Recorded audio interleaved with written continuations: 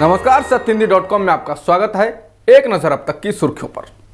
अपने ट्वीट की वजह से सुप्रीम कोर्ट की अवमानना करने का आरोप झेल रहे stand up comedian Kunal Kamra को सोशल मीडिया पर समर्थन मिल रहा है। ऑल्ट न्यूज के को-फाउंडर प्रतीक सिन्हा ने कहा है कि हमसे अधिकतर लोग बहुत ही सीधा सोचते हैं, लेकिन कुणाल ऐसा नहीं करते। वो सिस्टम को इस तरीके से जवाब देते हैं कि वो अनुमान नहीं लगा पाते। उन्होंने ये बात कुणाल द्वारा माफी नहीं मांगने की बात पर कही है। इसके साथ ही जनता के रिपोर्टर के फाउंडर पत्रकार रिफर जावेद ने कहा है कि सीजेआई बोबडे को कुणाल का यह केस जस्टिस चंद्रचूड़ को देना चाहिए और चंद्रचूड़ को वही बातें बोलकर केस को रद्द कर देना चाहिए जो बातें उन्होंने अर्नब के केस में कही थी। इसके अलावा भी कुणाल के समर्थन में आम लोगों के अलावा बड़ी हस्तियां भी उतरी हैं।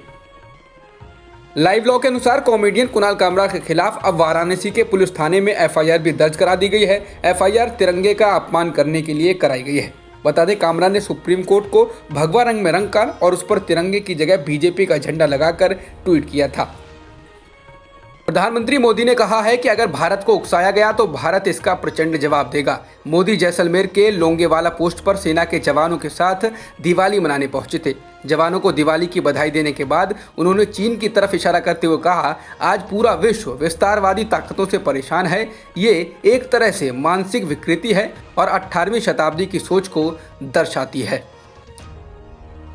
भारतीय जनता पार्टी के अध्यक्ष जेपी नड्डा ने शुक्रवार को 36 राज्यों और केंद्र शासित प्रदेशों के लिए पार्टी प्रभारियों और सह प्रभारियों की लिस्ट जारी की है। इसके तहत कुछ दिन पहले ही नड्डा की महासचिवों की लिस्ट से बाहर किए गए पी मुरलीधर राव को अब मध्य प्रदेश का प्रभार सौंपा गया है, जबकि राम माधव को अब तक पार्टी में कोई पद नहीं दिया गया है। सूत्रों का कहना है कि राम माधव आरएसएस वापस लौट सकते हैं। क्या पश्चिम बंगाल विधानसभा चुनाव में बीजेपी के खिलाफ तृणमूल कांग्रेस, वाम मोर्चा और कांग्रेस के बीच तालमेल होगा? बिहार विधानसभा चुनाव के नतीजों के बाद पश्चिम बंगाल में अगले विधानसभा चुनाव की रणनीति पर दीपांकर भट्टाचार्य की टिप्पणी ने इस बात की संभावनाएं बढ़ा दी हैं। दीपांकर ने कहा है कि वाम दलों को पश्चिम बंगाल और असम में बीजेपी को ही नंबर 1 दुश्मन मानते हुए भावी रणनीति बनानी चाहिए। इसके लिए जरूरत पड़ने पर तृणमूल कांग्रेस के साथ भी हाथ मिलाया जा सकता है।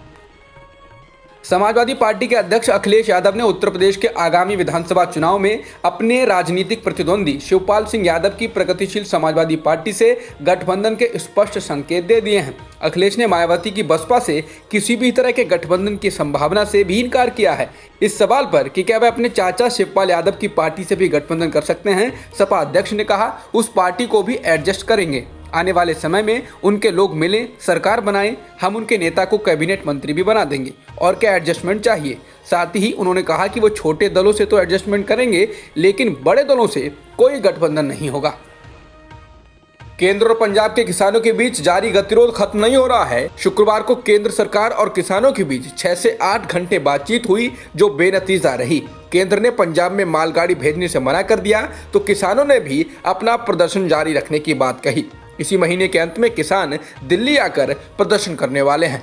बता दें, पंजाब में 1.5 महीने से रेलवे ने मालगाड़ी नहीं भेजी है, जिसके कारण कोयला जैसी चीजें नहीं पहुंच पा रही हैं और राज्य में पावर प्लांट बंद हो गए हैं। महाराष्ट्र सरकार ने प्रदेश में सभी धार्मिक स्थल खोले जाने की इजाजत दे दी है। महाराष्ट्र सरकार ने 16 नवंबर से शर्तों के साथ सभी मंदिर खोले जाने की इजाजत दी है। मंदिरों में पहुंचने वाले दर्शनार्थियों को सरकार की ओर से जारी गाइडलाइंस का पालन करना होगा। मंदिरों में मास्क पहनकर ही जाने की इजाजत दी गई है। अमेरिका ने वर्ष 1998 में केन्या और तंजानिया में अमेरिकी दूतावासों पर आतंकवादी संगठन अल-कायदा के भीषण हमले का बदला 22 साल बाद लिया। अमेरिका की ओर से इजराइल की खुफिया एजेंसी मोसाद के जवानों ने ईरान की राजधानी तेहरान में छिपे अल-कायदा के नंबर 2 सरगना अबू मोहम्मद अल-मस्तरी को इस हमले की वर्षगांठ पर मार गिराया। इस दौरान अल-कायदा सरगना ओसामा बिन लादेन की बहू भी मारी गई। अल-कायदा के इस भीषण हमले में 224 लोग मारे गए थे और कई घायल हो गए थे। भारत में एक दिन में 44,684 कोरोना संक्रमण के मामले आए हैं और 520 लोगों की जान भी गई है। इसके बाद देश में कुल संक्रमितों का आंकड़ा 87,73,000 के पार हो गया है और मृतकों की संख्या भी 1,29,000 के पार हो गई है। फिलहाल एक्टिव मामले 4,80,000 से अधिक हैं। अब तक की खबरों में इतना ही। बाकी खबरों के लिए बने रहिए सत्यहिंदी.com के साथ।